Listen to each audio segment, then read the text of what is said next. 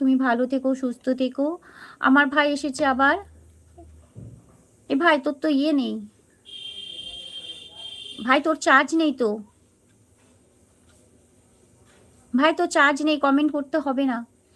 সিজা সোনা বলে না না দিদি তুমি তো খুব সুন্দর গান করো গো, বলে ভালোবাসা দিচ্ছে। রানা ভাই বলছে bye bye bye bye Rana ভাই। ঝুমা আছে, ঝুমা আছে।